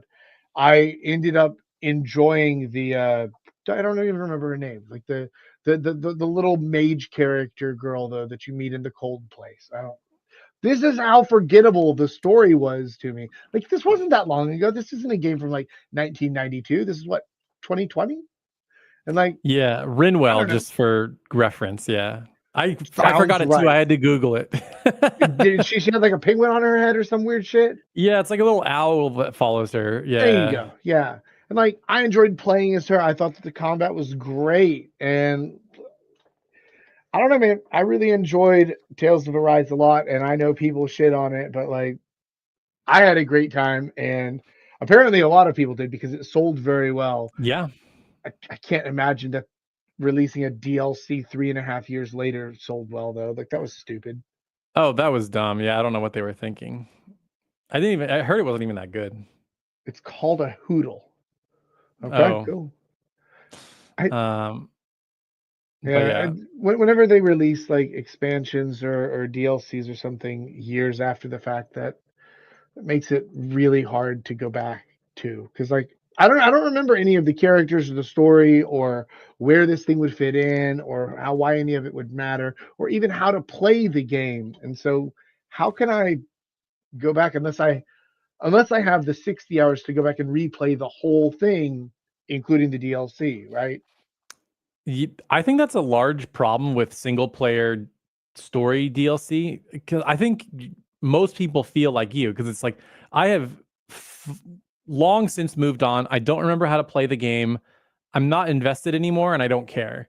My thought is if you're going to do that, just like go all in and just make a sequel. Like, like okay, Right. reuse some assets, like make it easy on yourself, but or make a standalone game. Yeah, a standalone add-on is like, okay, cool. I can work with that.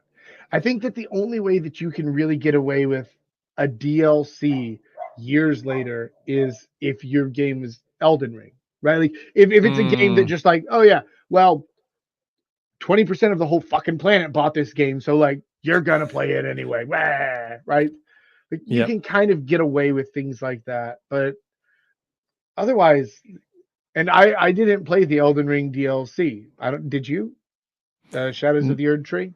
No, I didn't. But I heard it was amazing. I just wasn't in the mood for something like that at the time. I don't even remember when it was coming out. That was last year. I think it was just there were so many JRPGs last year, man. It was insane. Like I was just trying to keep up. I'm like, I can't be bothered with that thing. Yeah, cannot be bothered. Yeah. But yeah, no. I think if you're gonna do a story expansion, you got to make it standalone.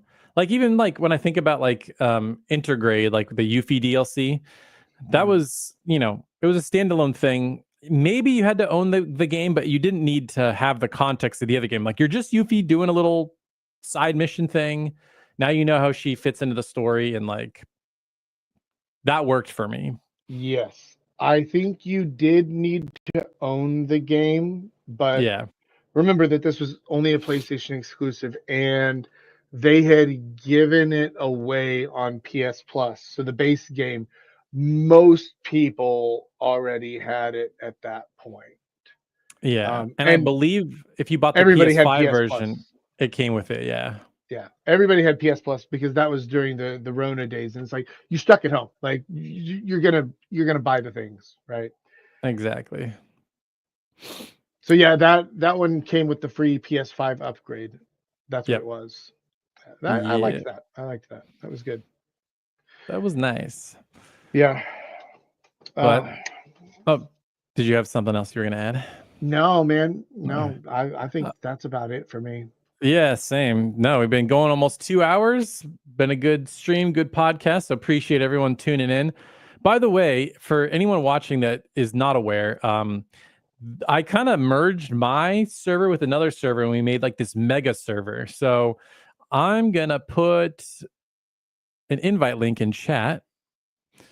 So and most of the people that are watching this probably are already in the server. Like, see, edit. I want to make sure it doesn't expire. Never generate a new link. There we go. So I would encourage everyone to come join in. We got tons of discussion. Lots of people are joining every day. We're gonna start doing some fun giveaways. I got a buddy in Japan who has like hookups to figures and, you know, all kinds of cool JRPG anime stuff that we're going to start doing giveaways for anyone that's in the server. So I posted it in chat. If you're watching this after the fact, I'll leave it as a pinned comment so you can join. But yeah, I would love to have you guys in there, get some fun discussion going. But yeah, I think that'll do it for today. Jack, any final words you like to leave the fine folks with before we get on out of here? Nope, I'm good, man. Cool. Yeah, I'm about the same. Yeah, enjoy your guys' weekend. I think it's Thursday night for America, but yeah, enjoy your guys' weekend. Play some games. I'll have a new list coming out soon, and then both Jack and I have some reviews coming in the not too distant future. So keep an eye out for those. And yeah, thanks for tuning in, guys. We'll see you next time.